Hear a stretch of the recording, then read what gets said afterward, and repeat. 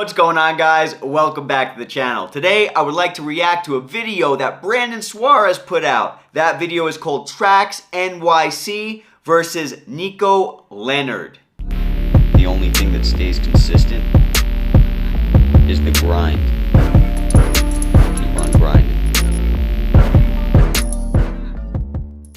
Alright, now not sure if you guys saw this video yet or not. It is a fantastic compilation. Brandon doing, in my opinion, what he does best, and that is educating the people in the jewelry community.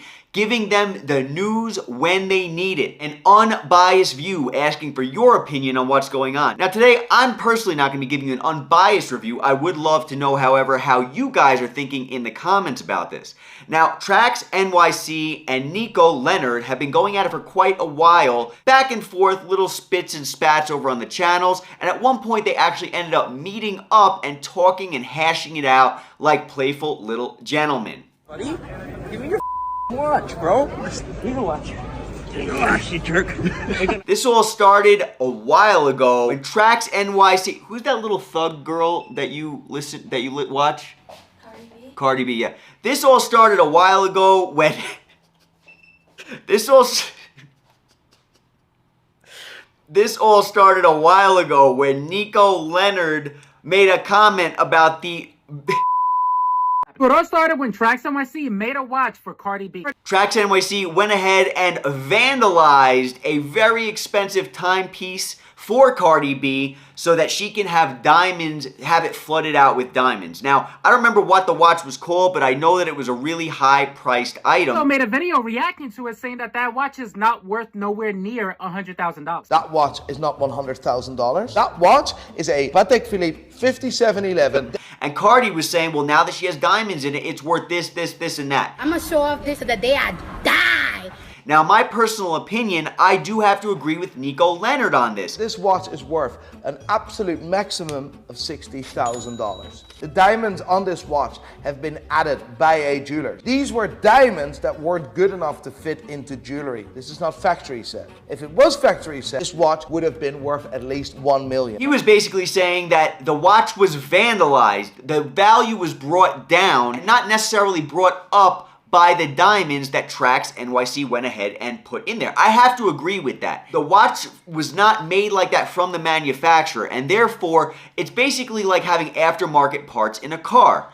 You have to find a very specific person to want to buy that car with aftermarket parts if it's not made from the factory. Now, the fact that this is made for Cardi B means, and from Trax NYC, who holds some weight in the jewelry community, the fact that it was made for Cardi from Trax means that yes, it will probably be as much as she wants it. If she ever wants to sell it, she can get whatever price in the world she wants for it. But if it was for anybody else who had lesser status, I gotta say, I do believe that Nico Leonard is correct. That watch was basically vandalized, and that watch was basically made to have a lesser value in the end. You guys have to keep in mind something.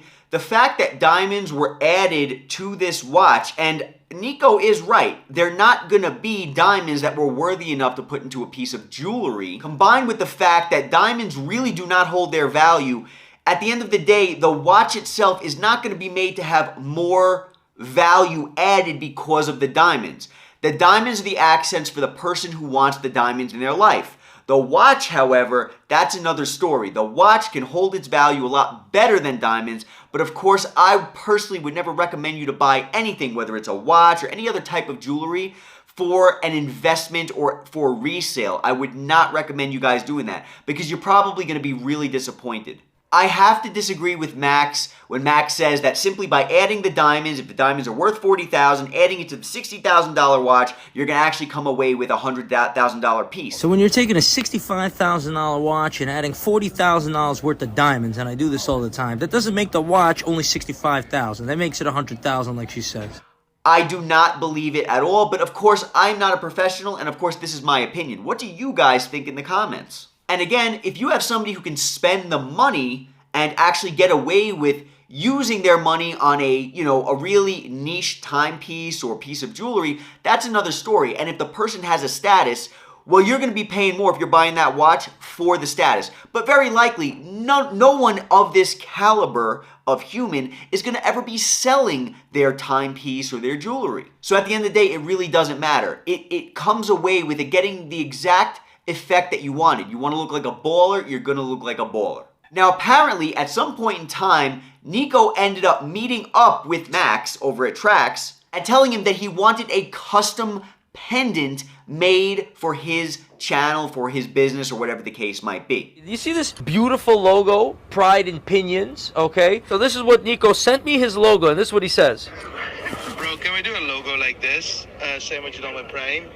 But he asks me to make a pendant. You wanted it? Here it is. Beautiful right here. And he's like, oh, mate, it's beautiful. And the first thing that I thought of was, Max, when you got asked by Nico to make a piece, where was the contract? Long, and we do it for him off the strength of honor. Because apparently, he went ahead and asked Max to make a piece. Max made the piece, and then Nico took off without paying for the piece. He's looking at it, he's like, you know what? Laser my name on the back, because he wants to give it back to us, and then he flies off, never comes back for it. Yo. So now Max is stuck with a piece that he can't do anything with. Now, do I really think that Nico is just gonna let Max hang high and dry? I really don't believe, truly don't believe that that is the case. I feel like maybe there's some games going on or something like that, or maybe some kind of a misunderstanding. Let me know what you guys think in the comments. But at the end of the day, do I feel like Max was wrong, or do I feel like Nico is wrong? Well, Max is over here airing the dirty laundry, and last time I checked, Max didn't actually reach out to Nico to find out what happened, bro, what's going on. Now, I could be completely wrong about that, but was it wrong for Nico to just fly out of there? I don't know. I mean, if Max had to go engrave something and do more work on the piece, why shouldn't Nico leave? And there was no contract that was ever made as far as I know. Because Max, if there was a contract, would probably be a lot less angry right now. So let me know what you guys think in the comments. Am I missing something? Or is this kind of Max's fault for inviting this on himself by not having a contract with Nico in the beginning? He wanted it, but he changed his mind and he's playing with my money. Now, Max says that Nico changed his mind. How does he know that he changed his mind? Could it be that Nico just had to go back home and figured, yeah, it might take another 2 months to make, do the engraving, considering how long it took to do in the first place with the whole entire piece? Your opinion, who do you think would win that boxing match between him and Nico? Now, as far as who would win in a fight, I gotta say that's probably Nico Leonard, simply because of his size. I always get the most ridiculous questions ever when I do a Q&A. It's bizarre. How fat are you? To be precise, I am 118 kilograms too fat. That's how fat I am. How fat are you? What is this for question? Now, of course, in real life, you would never have a man like Nico Leonard go at a man like Max in a ring because of that weight discrepancy. Nico is substantially bigger than Max, but I do believe that Max has a substantially bigger ego and is more angry most of the time. Disgusting! So that would be a very interesting pairing up in a ring, let me tell you. But let's hope it doesn't get to that. I highly doubt that it will. But let me know what you guys think in the comments. Not only who would win in a boxing match between the two, but do you think Nico will ever lose enough weight to be able to get into a ring with Max from Trax NYC? This is fat shaming, you mad. And also, who was wrong? Should Max have got a contract first before he worked with Nico? Could it be that Nico simply just had to leave and figured it would take another 2 months in order to get this done as far as the work? Do you think Max actually reached out to Nico in person to try to see if there was some kind of misunderstanding? And a special shout out to Brandon Suarez, who made this all possible by bringing together all the news in one perfect place and package. Thank you all for watching. Catch you all at the next one.